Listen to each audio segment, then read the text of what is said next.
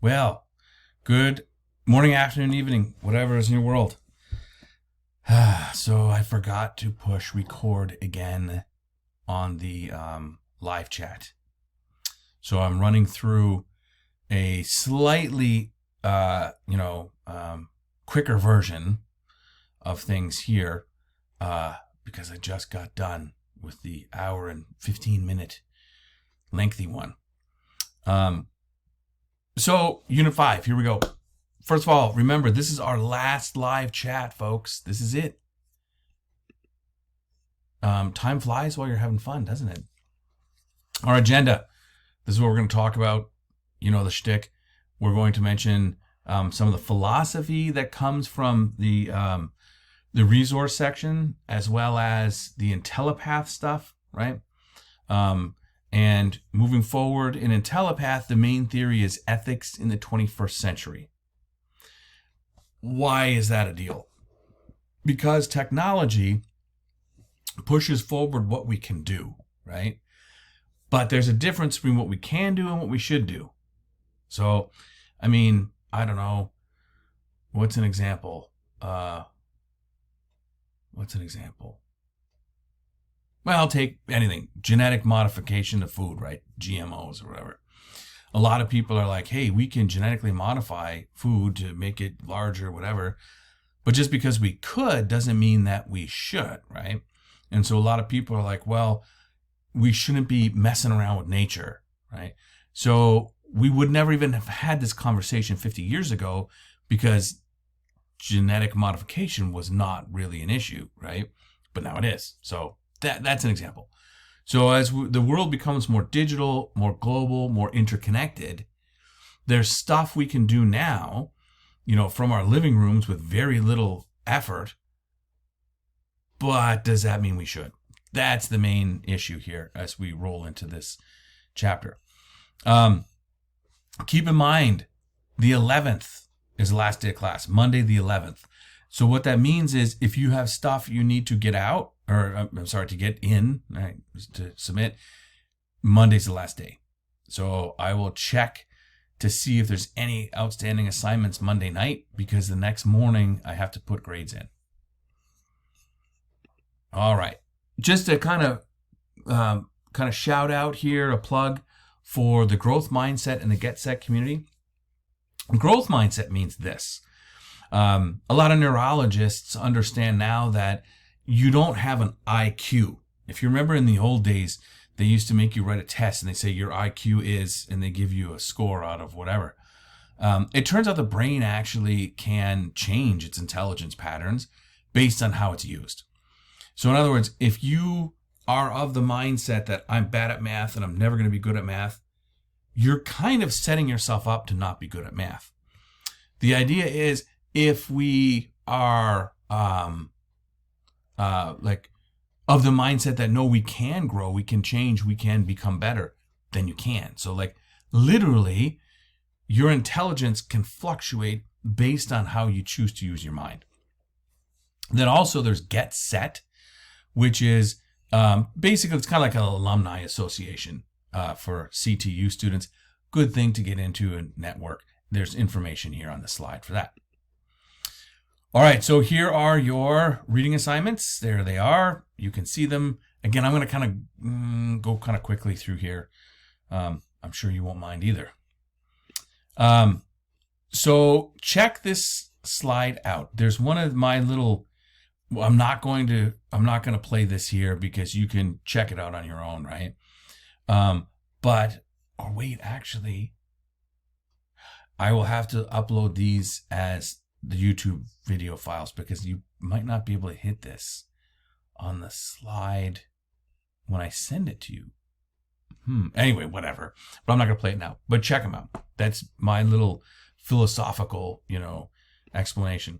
Here's another one. Again, it opens up philosophies and culpability. What these two slides are about, folks, is this. This whole course is an ethics course. And ethics is all about, what we should and should not do.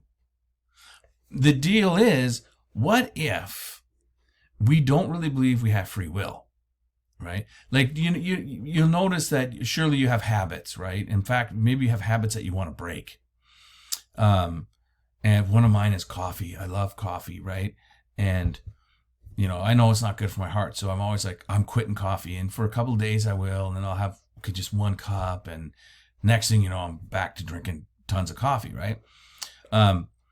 So the deal is, where do we sort of put the difference or the boundaries between I have free will and make choices versus I'm kind of determined by various factors? Some of those factors could be mental, right? Neurological. For instance, we know a lot more through psychology, psychiatry really, that a lot of our behaviors are simply chemicals in the brain, right? So take depression, you can actually take medication to make you not depressed. If that's the case, then that means there's a lot of evidence to suggest that it's not so much free will that our minds are, but rather chemicals, right? And if they're based on chemicals, then that's causation. And so you are controlled by chemicals, not free will. Anyway, how you answer that question is up to you, but it does obviously affect what we call ethical, right? Because you're not going to treat people the same way if you think that a bad thing they did was not their fault, right? That it wasn't a free choice. So anyway, there's that slide. And then there's a slide here on Descartes and Sartre, who come up in your readings, and sort of an explanation of those guys. I guess key for this week is Sartre and existentialism, which was explained in that first slide up here. I get into existentialism there. But real quick, what it means is there's a philosophy from Jean-Paul Sartre that became popular in like the late 40s and the last of the 20th century.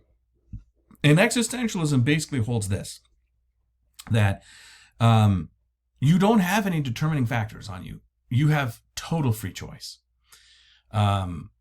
Even if someone puts a gun to your head and says, do X, you still have a free choice to the existentialists. But it's only human beings that have this because we have free will. And it's called existential because the idea is this cup was made to be a cup, right? So in a factory, someone had a blueprint and made this cup a cup. This thing cannot be a mouse. This mouse is a mouse. This cup is a cup. They are what they are, right? However, human beings are not born with any determining stuff. We have free will. So we choose what we're going to be. This thing is destined to be a cup. There's nothing else it can do. But you can be a doctor, a lawyer, an artist, whatever. You can do what you want. And so therefore, because we have free will, it's up to us to choose what we are. We aren't given a nature. We make an identity. Totally different. Those two things. Given a nature versus making an identity. Totally different. That's existentialism. So it's very much a no excuses philosophy. All right, Intellipath, folks. Remember the thing about Intellipath is you can go back and redo your assignments, right? So they're due Sunday nights, and on Monday mornings, I post the grades. And once they're posted, you can go back in and start improving. Unit 4, quick Intellipath recap. We got into rights and duties, and the big thing was deontology with Kant. Remember that? Categorical imperative, all that stuff. This week, Unit 5, we're getting into ethics of the 21st century. Why is that a specific unit? Because you wouldn't talk about ethics of the 11th century or 12th century or 13th century because technology hadn't changed that much. But now it sure has, right? In the last couple decades, if you've been walking the earth for more than a few decades, you will know that things change with a dizzying speed. Therefore, we've got to rethink what's right. because we can do a lot more than we ever did.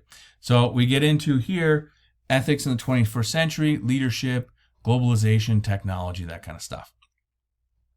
Okay, yeah, just remember you can always go back and redo in Telepath. All right, and one of the big things about the digital world is that it makes us far more global. Quick example. Here I am near Denton, Texas, and you guys are all over the place, right? All over America. And so it really shrinks the world, right? And that's the shtick with, digital realities. It changes reality. Now, what is a leader in a globalized world? Why are we talking about leaders? Well, because presumably you guys working hard to get your educations and move on in your careers will eventually be leaders someday, right? And so there's a few things to think about of what is an effective leader, right? And here's some ideas. You can check them out. You can read this one, but the one I want to spend my time on is this one, moral exemplar. So to be a leader really is to be an example of how to act to others, right? That's what we mean by an exemplar.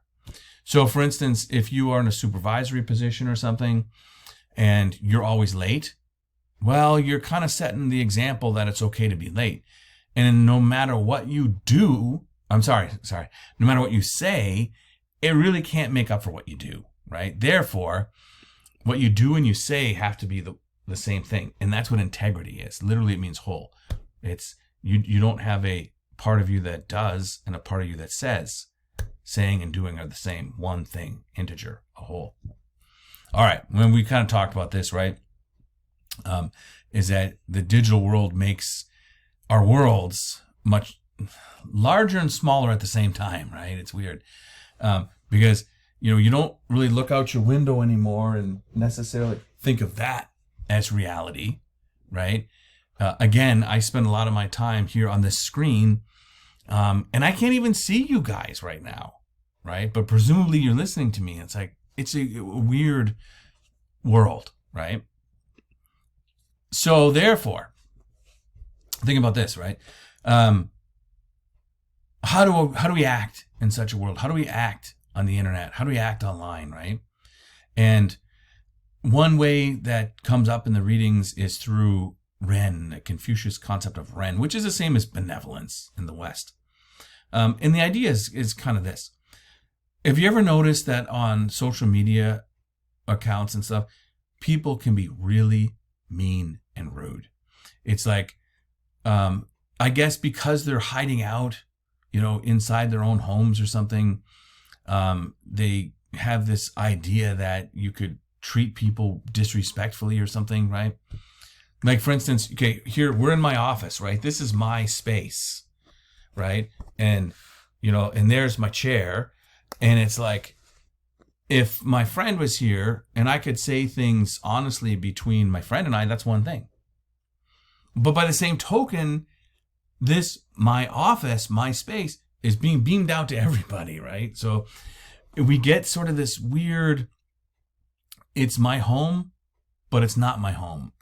And so public and private become very blurred, right? This is also the case, you see this with companies, right, and businesses.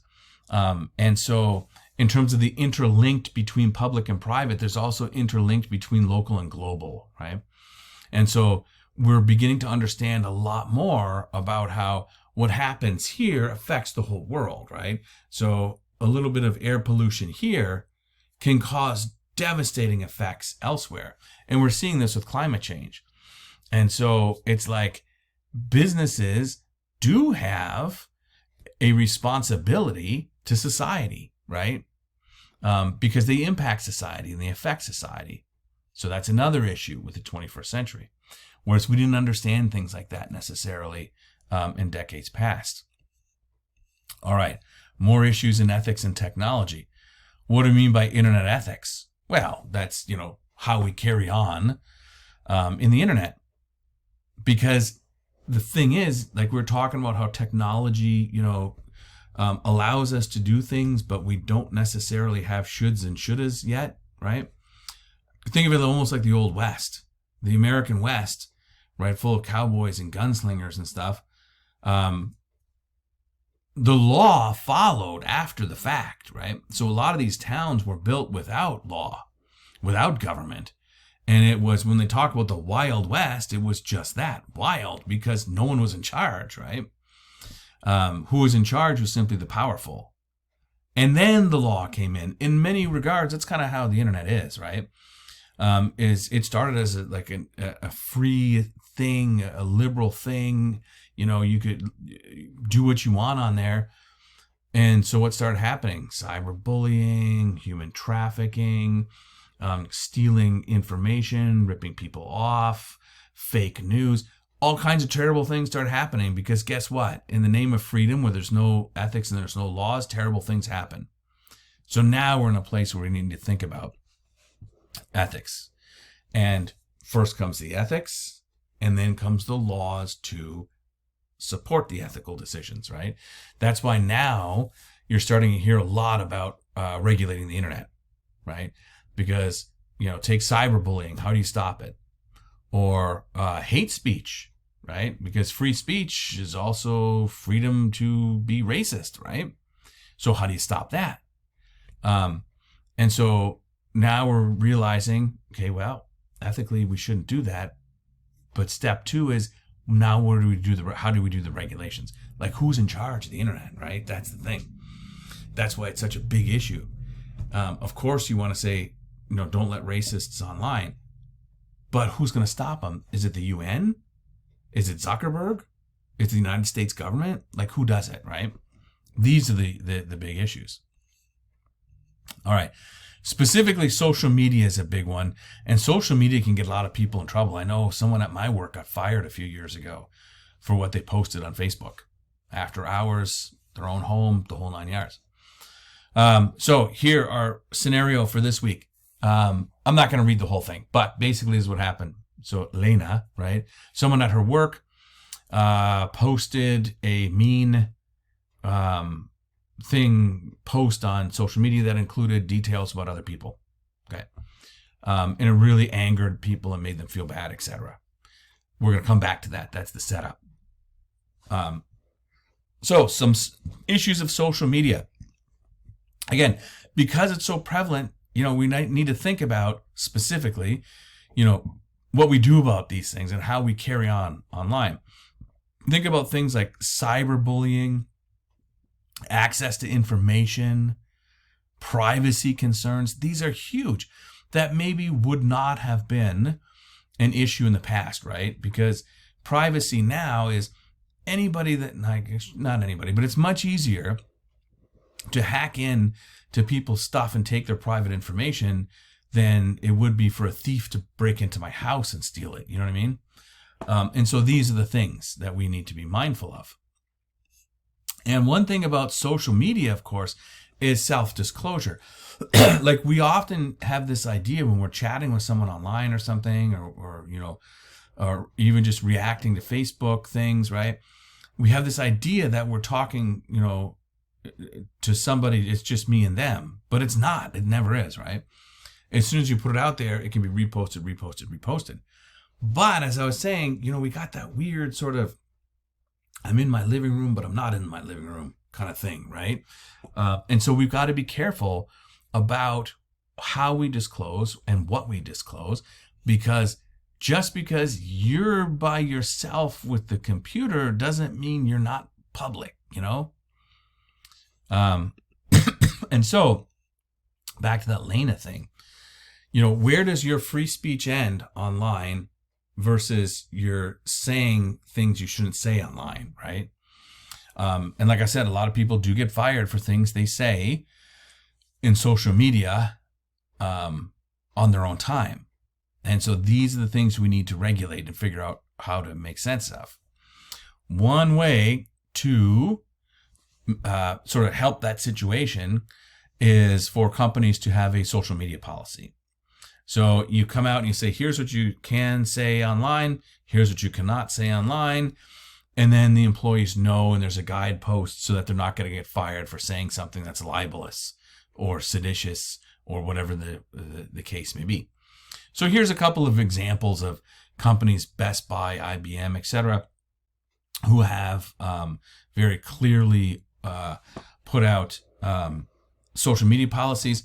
And essentially, all of these are about this.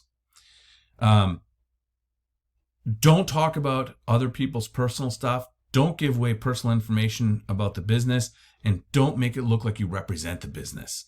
Usually that's pretty much what a social media policy is for most places. And you may have one from your job, right?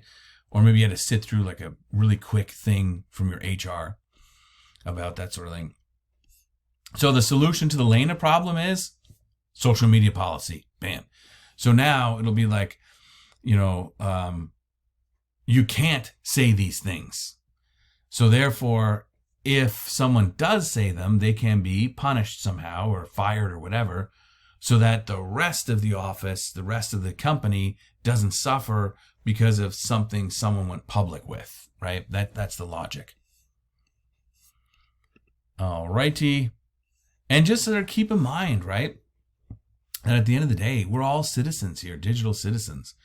And it's a weird sometimes disconnect with, I treat my neighbors with respect, but then sometimes people get online and they don't have that, I wouldn't talk to my neighbor in such a manner, but to somebody online who doesn't look like a human being, they look like an icon or an avatar, then yeah, I'm going to say things I wouldn't say that are very impolite, right?